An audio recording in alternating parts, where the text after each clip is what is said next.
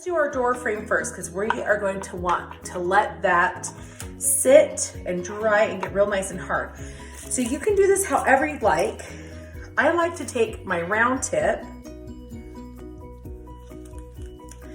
and just really fill in these pillars.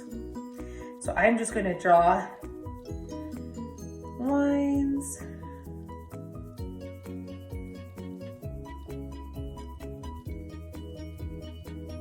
And really just fill them in nice and solid.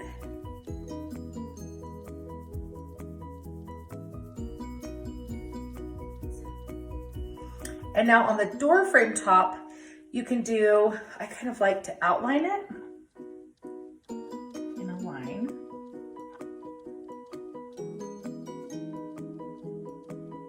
And then let's take our star tip again. So now I'm just gonna fill in the top of my little door frame.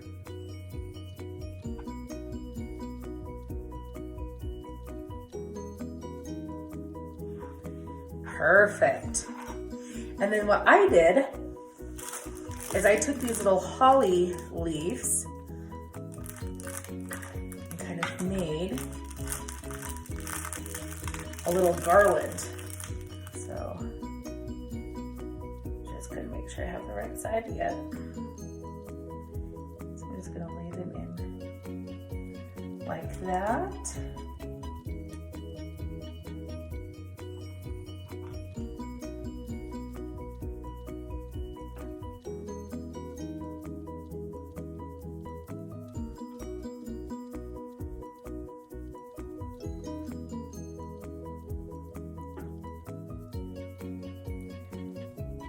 We'll just stick one straight up like this, and one straight up like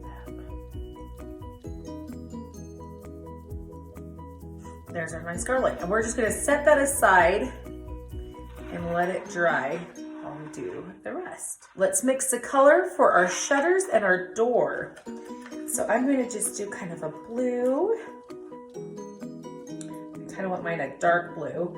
So let's mix that in. And just know too, the longer food coloring sits in things, the darker it will become. I'm gonna add a little green to this.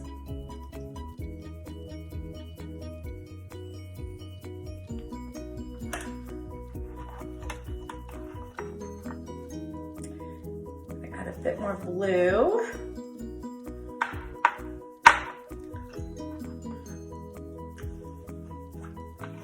Now, I kind of like that color. I think that'll look nice against the house. If I were trying to match the color on the actual house, I would add a little black to this to get it a little darker and add a little more gray tone to it. But we are going to go ahead and move forward with this. And so the best way really to paint your shutters and your door is just use the spoon and your fingers. So I just like to spread it on. I'm just gonna coat it like this. I like to get the sides too in case any of the sides show. And now let's set our door aside and let that dry. We'll have to let that fully dry, then we're gonna use a Q-tip to paint on the lines of the door, and then we'll attach a little bead for the door handle. But we're gonna go through and do the same thing for our shutters. Okay, I have my shutters and my door all done and my door frame, they're all drying. And the nice thing is, by doing my door first before I started the shutters, it's already dry. That's how quick this royal icing is when you do a thin layer. This thick piping is definitely not dry, so be careful with that. But now we are going to draw on the lines to our door. So I'm going to get some of this just pure, dark blue food coloring, put some in my bowl there.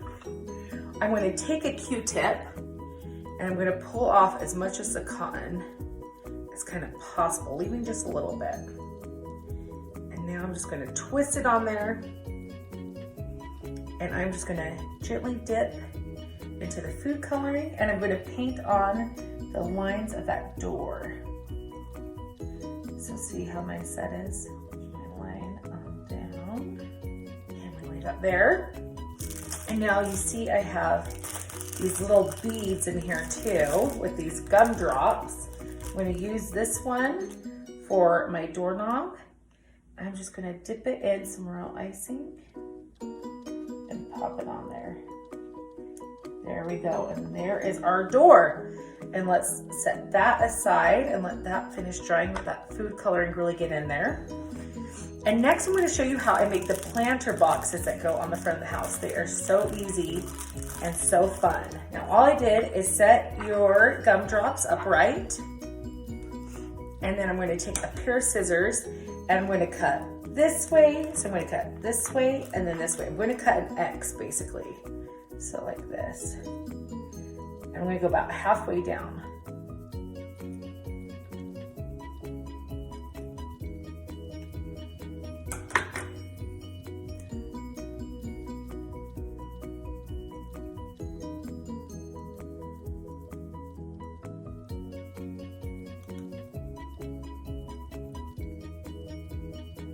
So you can see I have my little planter boxes done.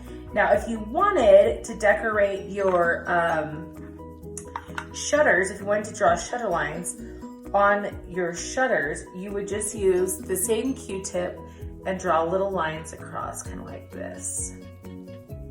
So you can add that, and that adds kind of that dimension and that texture. So feel free to add that to your shutters.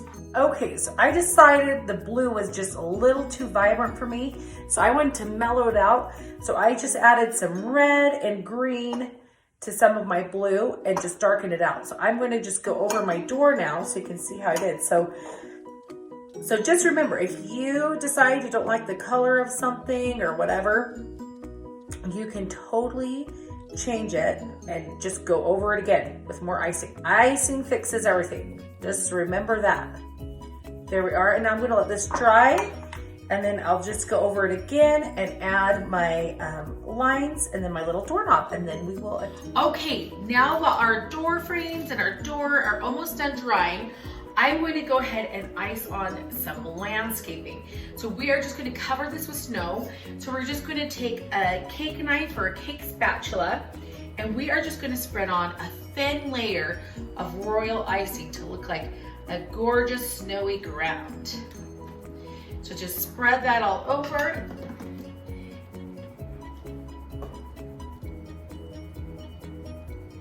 And I like to get it all nice up and snug right next to the house. There we are. Our home is all covered in some gorgeous snow. Now let's add on our doors and our door frame next, because we want to get that in before the snow dries here and it's hard and uneven. So let's go ahead and take our gorgeous little door. I'm just going to pipe around the back of my door.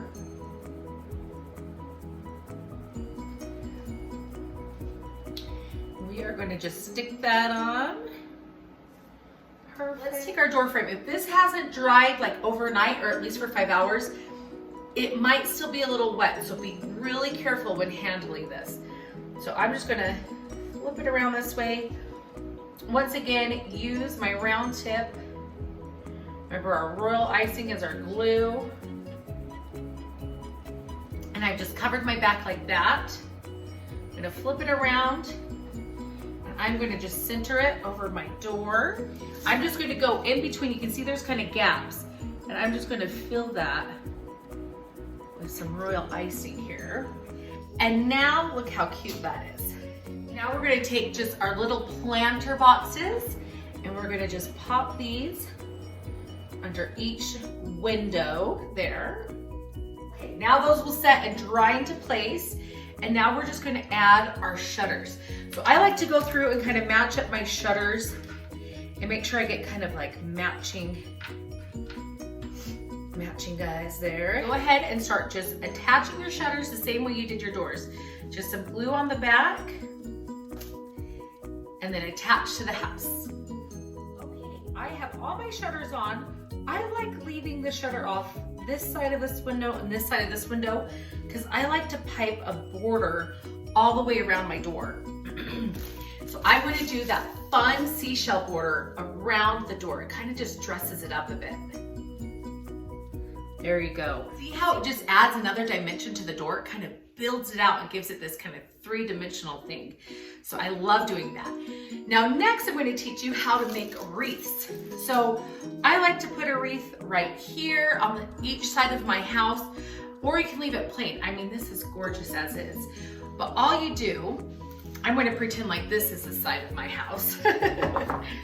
And I'm going to take some of those Christmas sprinkles I had. You guys will have even more sprinkles than I did. I forgot to bring more from the bakery. But I'm just going to do that same seashell pattern, or you could even just, I usually just draw a circle, like however big I want it. So there's my wreath.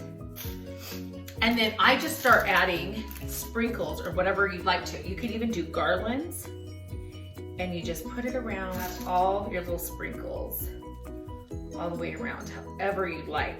And you can add in reds and blues and silvers, whatever you'd like. I just kind of like doing that.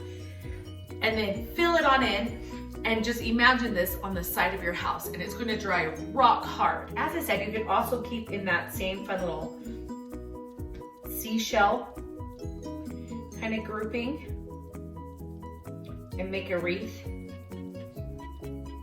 like that. On the side of your house, you can take your royal icing and dye it green, red, gold, whatever you like. So feel free to get creative on your wreaths and on the decoration of your homes. Thank you so much for joining me today. I hope you had a fabulous time putting together your gorgeous Elizabeth Smart gingerbread home.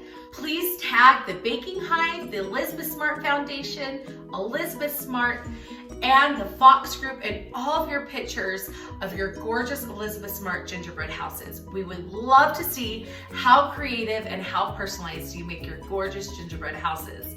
Thank you so much again from myself, Elizabeth, Tom and Kara Fox. We are so grateful for your donations and your support of the amazing Elizabeth Smart Foundation, who helps survivors of sexual assault and abuse throughout the year, each and every day, all over the world. Your donations and help will help so many, and we are so thankful. We hope you all have a wonderful holiday season, a very Merry Christmas, and a beautiful year ahead. Thanks so much, friends, and hope to see you all soon. Bye.